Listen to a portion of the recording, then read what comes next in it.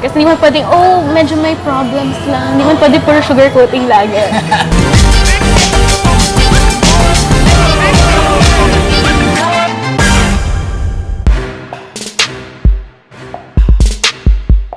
Hello, we are in another episode conversing with designers, and today we have some special guests. Can you introduce yourselves? Hi, I'm Pierce. I currently work as a UX designer for Cambridge University Press. I'm Annika. I'm currently taking up business management and AB psychology in De La Salle University, and I'm the vice president for ops and finance in UX Society DLS Finance. VP for operations, and so for future hiring someone.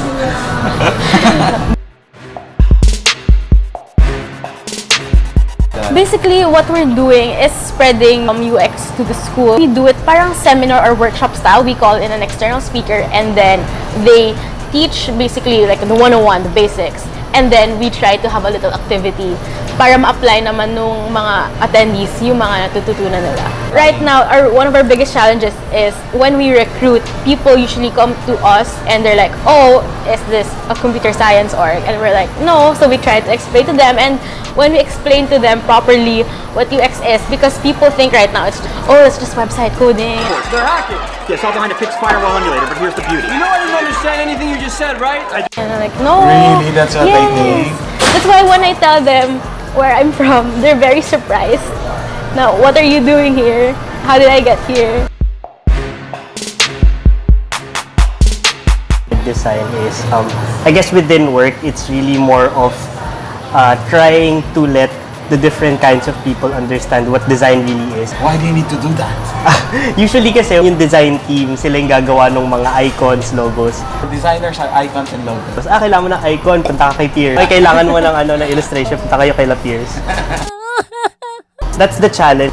It's really more than just illustration. We have been understanding in the community sa UXPH na UX Philippines. UXPH, yes, UX Philippines. UX Philippines, UX Society. It's been long established na there's the process, there's the thinking of it. Not everyone gets to that level pa hanggang ngayon.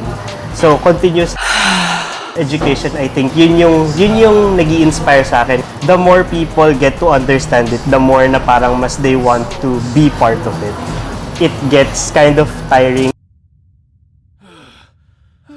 But then again, if you don't have that challenge, parang wala kang drive to continue push. Also, you also get to learn from them din kasi maybe they've had their own practices na you can apply to yourself. When you present your findings to your client, sometimes they get very defensive because obviously Yes. sila yung gumawa ng product nila, Yes, ng yes. website. So when you People get hurt. present puro pagkukulang lang, ito yung mamali nyo.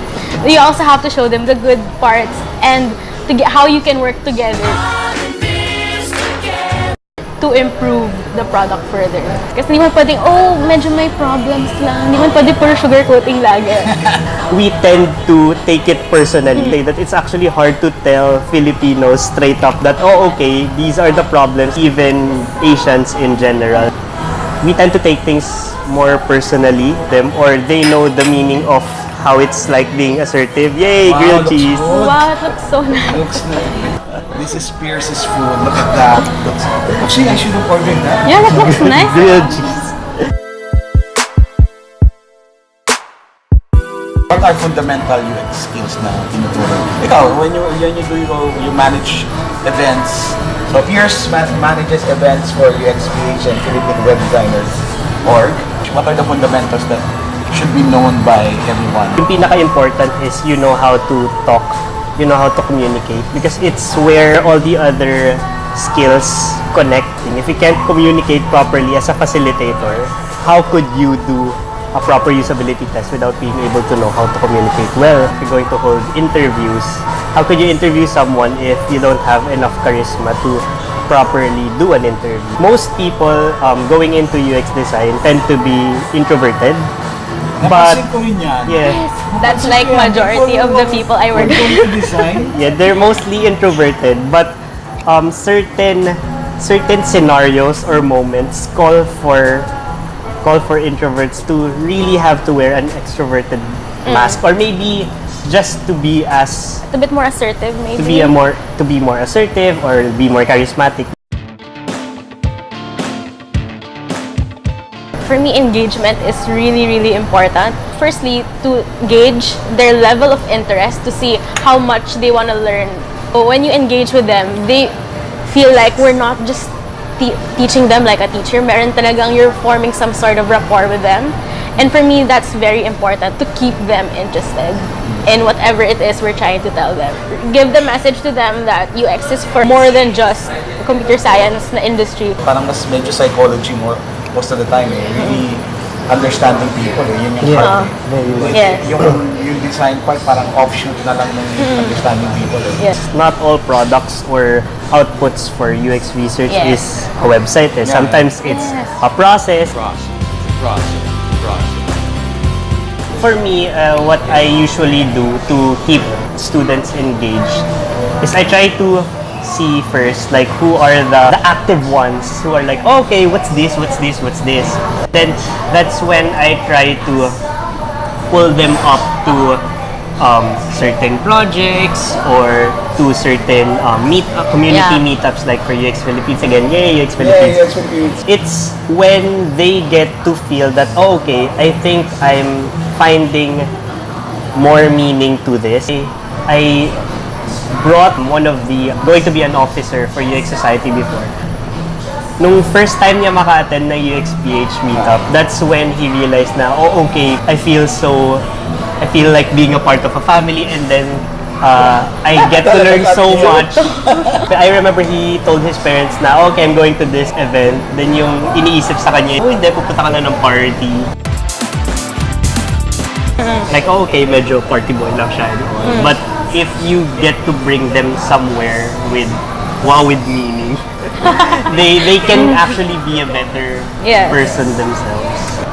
If you get people to really understand what they're doing or trying to get to, going back again to meaning, that's when they'll be very motivated to Sila do na more. mag-step up na din. Kasi what we do in user experience design, what motivates you when you find meaning. And a lot of people I know who are going to this design field, this experience design field, because it's very people-centered, they sometimes find meaning. Question: what is the meaning of life? That's why design itself is a very interesting field to go. It's basically you're solving problems. You're solving problems, but at least may certain frameworks that you use to solve your problem. And I guess the important thing as well there is once they find the meaning or they get to do what they really want and where they're good at, it's important to have the right people with them. If it's just them doing it, they feel alone. When you are with a group, na may common minsan kayong, hey, we're not just playing here, we're actually doing something. We're doing something. Because you get to resonate with someone else who finds, okay, you find it important as well. I think even kahit introverted yung person, na napapansin niya, okay, meron din siyang same feeling na Kakarelate. you find what I find important too. It also applies to work na, I guess that's the challenge din of people na yung UX designer of one. Yung mag-isa lang siya, then everyone else is like the product owners, developers. If kahit may isang, let's say, product owner or team lead or manager who advocates for the same cause, mas motivated na siya kagad kasi parang alam niyang may magsusupport with him or her. Yeah, that's true. Canada Society, UX Socks, UX Philippines, organizations like even Philippine web designers or they value it's somewhat, you have a tribe to go to. Care group. Care group.